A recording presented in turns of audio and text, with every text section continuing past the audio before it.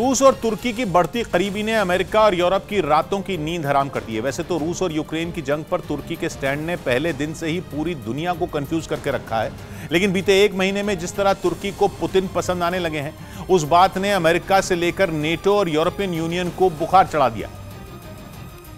क्योंकि तुर्की वो देश है जो जंग में दोनों तरफ से खेलकर मलाई खाने में लगा है। न तो तुर्की ने कभी यूक्रेन पर हमले का समर्थन किया और न ही उसने रूस पर प्रतिबंध लगाए। एक तरफ उसने रूस से लड़ने के लिए यूक्रेन को अपने बेहद घातक बायरक्तार ड्रोन भी दिए और दूसरी तरफ रूस से गैस खरीदनी भी बंद नहीं की।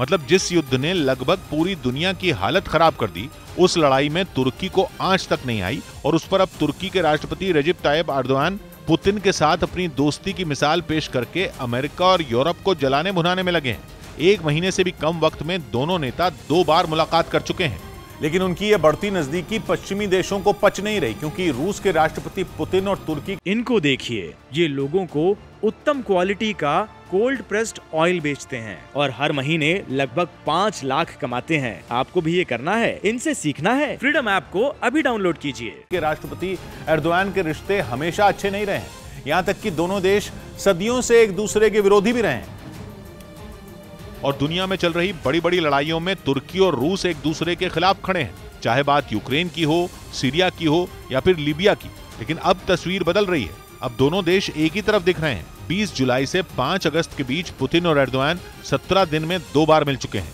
पहली मुलाकात हुई थी जुलाई में ईरान की राजधानी तेहरान में और फिर दूसरी मुलाकात हुई रूस के शहर सोची में 5 और 6 अगस्त को।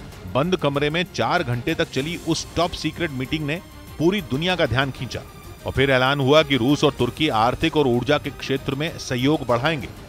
मतलब अमेरिका और बाकी नेटो देश रूस पर रिकॉर्ड तोड़ सख्त प्रतिबंध लगाकर उसे सड़क पर लाने की कोशिश में लगे हैं और उसी नेटो का सदस्य तुर्की रूस से आर्थिक डील करके अपने साथियों को ही डबल क्रॉस करने में लगा है। यही वजह है कि अमेरिका और यूरोप की नजरें तुर्की की अगली चाल पर टिकी हुई हैं, क्योंकि बदले हालात ने तुर्की और रूस दोनों को एक दूसरे के करीब लाकर खड़ा कर दिया है। वजह यह है कि दोनों का सपना भी एक है और जरूरत भी। सपना है दुनिया में अपना खोया रुतबा, अपना गौरव वापस पाने का, महाशक्ति बनने का। और रूस और तुर्की की जरूरत भी एक ही है। तुर्की की अर्थव्यवस्था की हालत बहुत ज्यादा खराब है और बीते 2 दशक से तुर्की की सत्ता में जमे एर्दोगान को अगले साल होने वाले चुनाव में अपनी कुर्सी बचानी है। इसलिए वो चुनाव से पहले अपनी अर्थव्यवस्था में जान फूंकने के लिए रूस से हाथ मिला रहे हैं। वहीं पुतिन तो वैसे ही पश्चिम के प्रतिबंधों के मारे हैं, इसलिए वो उन प्रतिबंधों की काट निकालने में जुटे हैं। रूस की कंपनियां तो तुर्की के जरिए यूरोप के साथ अपना बिजनेस शुरू करने की कोशिश में जुटी हैं ताकि प्रतिबंधों को बाईपास किया जा सके। इसलिए इस वक्त तुर्की रूस के लिए बेहद अहम है।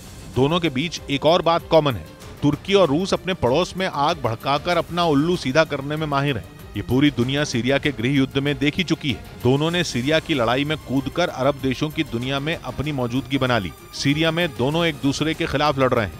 रूस वहां सीरिया के राष्ट्रपति बशर अल असद के साथ खड़ा है, तुर्की सीरिया के विपक्ष के साथ है। मगर दोनों देशों ने मौके का ऐसा फायदा उठाया कि अब वो खुद ही सीरिया की जंग के अंत का हल ढूंढने के लिए शांति वार्ता कर रहे हैं। वो भी ऐसी शांति वार्ता जिसमें उन्होंने अमेरिका जैसे पश्चिमी देशों को जगह तक नहीं दी और अब रूस और तुर्की यूक्रेन की जंग में भी ऐसा ही करते हुए दिख रहे हैं। तुर्की तो कई बार दोनों देशों के बीच मध्यस्थता कराने की पेशकश भी कर चुका है। बल्कि अभी पिछले महीने ही तुर्की ने रूस और यूक्रेन के बीच अनाज एक्सपोर्ट डील करवाई भी है। इसी बात ने पश्चिमी देशों की सांसें अटकाई हुई हैं। उन्हें डर इस बात का है कि कहीं सीरिया की तरह यूक्रेन में भी रूस और तुर्की अपने हिसाब से जंग का नतीजा न तय कर दें। यूरोप पहले ही जंग की मार झेल रहा है। उसके हाथ इसलिए भी बंधे हैं क्योंकि तुर्की यूरोपियन यूनियन का एक अहम साथी तो है, लेकिन वो आधिकारिक तौर पर उसका सदस्य नहीं है। फिर नेटो भी तुर्की को आंख दिखाने का रिस्क नहीं उठा सकता, क्योंकि स्वीडन और फिनलैंड के लिए नेटो के दरवाजे का ताला खोलने की चाबी तुर्की के ही पास है।